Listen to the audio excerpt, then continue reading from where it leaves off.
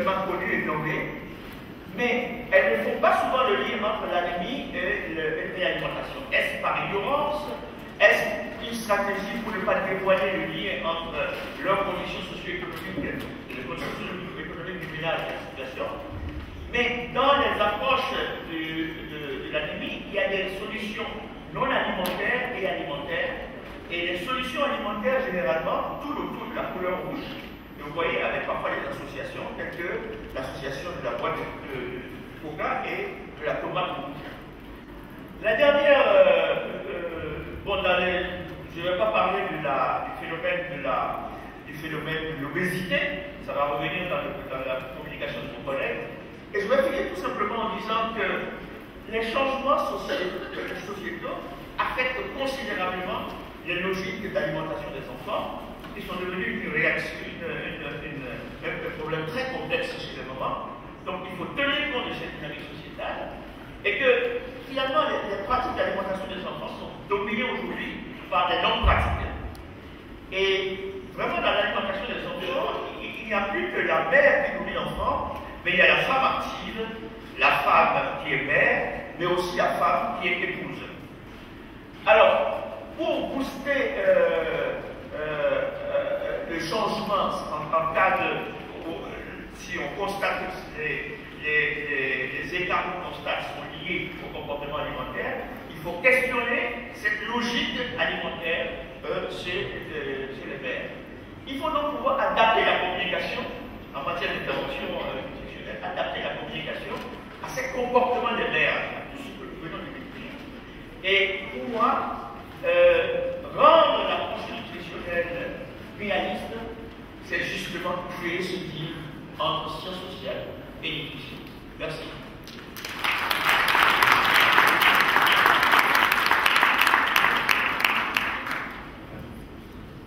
Merci Francis pour ce témoignage. Je passe tout de suite la parole au professeur Estelle Aucun.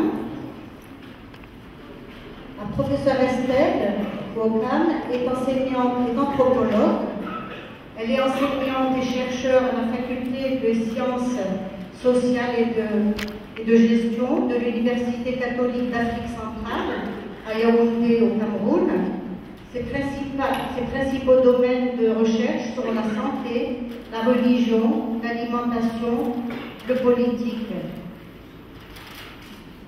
À vous la parole. Merci de me passer la parole. Tout à l'heure, dans la présentation de Francis, nous avons vu qu'il y avait un décalage entre les normes et les pratiques.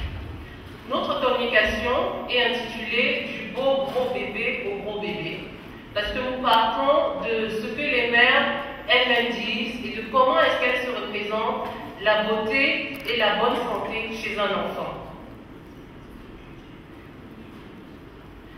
Alors, le plan est constitué de l'introduction, des objectifs, de la méthodologie, des résultats, des discussions et de la conclusion. Alors, selon l'enquête démographie et santé au Cameroun, on voit qu'il y a 33% des enfants qui sont mal nourris. Et dans cette même enquête, cette enquête qui a été menée en 2011 montre qu'il y a un problème de surpoids et d'obésité dans la plupart des strates sociales de la communauté. C'est-à-dire que l'on soit dans une strate plutôt modeste, ou bien dans une strate moyenne, on est confronté, ou bien dans une strate beaucoup plus aisée, on est confronté à la question du surpoids et de l'obésité. Et dans cette même enquête, il y a plusieurs éléments explicatifs qui ont été soulevés par ceux qui ont rédigé le rapport. Donc on peut avoir un élément lié à la précarité des conditions de vie, un autre élément lié à la transition alimentaire et un autre élément lié au comportement alimentaire. Ce qui est important dans ce type d'enquête, c'est que si on a les données, si on a les chiffres qui sont représentatifs d'une population donnée, on a peu d'explications, d'éléments qui nous permettent de comprendre comment et pourquoi au quotidien les gens travaillent, comment au quotidien les gens pensent la bonne santé. Alors en anthropologie, la santé, la nutrition n'est pas seulement fonctionnelle, elle n'est pas seulement organique, elle met en relation les différentes strates de la société, elle met en relation les aînés et les cadets, les hommes et les femmes, les enfants et les adultes. Et tout cela en rapport avec ce que Marcel Mauss appelle les techniques de l'enfance, c'est-à-dire l'ensemble des soins qui sont prodigués au sein d'une ère culturelle particulière pour l'enfant. Alors, notre papier va avoir pour objectif d'analyser justement le lien et cette construction sociale de l'obésité et du surpoids au regard des normes et des valeurs des mamans que nous avons rencontrées. Notre hypothèse est que la construction de l'obésité et du surpoids est éminemment culturelle. Donc, il s'agit ici justement de voir comment, culturellement, le corps est construit à partir des normes d'esthétique locale. Parce que chaque société, chaque culture a sa définition de ce qui est beau.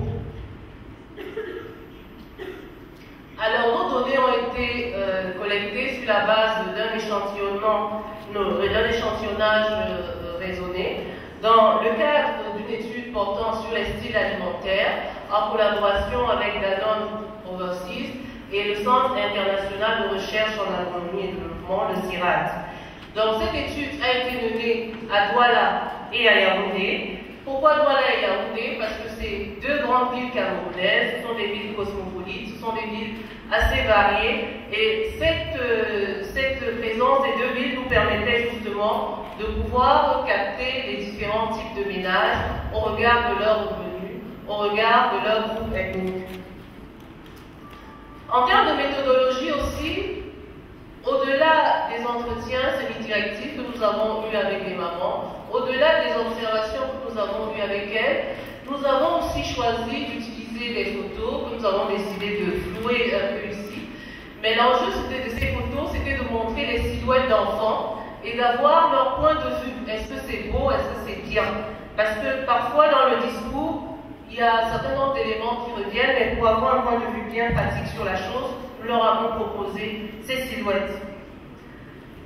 Alors, ce qui est intéressant de voir, et c'est ce qui revient de façon générale, c'est que les mamans aiment bien les bébés joufflus, souriants, et on voit que selon elles, la question du surpoids est éminemment liée aussi à la question du bien-être de l'enfant. Est-ce qu'il sourit? Est-ce qu'il joue? Est-ce qu'il est content? Et l'une des raisons pour lesquelles les mamans veulent que leur enfant soit en surpoids, c'est le fait que les enfants, dans le contexte du Cameroun par exemple, sont confrontés à des maladies qui sont des maladies endémiques et qui ont une probabilité assez importante de l'avoir, notamment le paludisme. Et donc l'une de leurs craintes, c'est que s'ils ont le paludisme et que cette maladie arrive et que l'enfant n'a pas assez de réserve, il va être maigre. Il va avoir un visage osseux, et ce visage osseux, quelque part, est interprété par elle comme étant le fait d'une forme d'inhabilité à bien s'occuper de leurs enfants. Parce que l'enjeu aussi ici, c'est d'être considéré comme une bonne mère. Alors, ce qui est intéressant ici, c'est que lorsqu'on les mamans, parce que le terme obésité n'existe pas dans les langues locales, mais ces mamans commencent à parler d'obésité lorsque cette obésité atteint des seuils massifs, des seuils très importants. Et là, il y a un certain nombre de descriptions qu'elles vont faire. Un enfant qui a de gros bras, qui a de grosses jambes, qui est trop lourd. Et on voit ici que c'est moins une question d'indice de masse corporelle qu'une question d'esthétique culturelle. Mais au-delà de cela, les mères identifient aussi les causes, les étiologies sociales de cette obésité-là. Selon elles, quelles peuvent être les causes? L'une des principales causes identifiées par elles, c'est ce qu'elles ont appelé le sang gras. Selon elles, il y a parmi les individus, nous naissons inégaux. Il y a des personnes qui ont une propension à prendre du poids.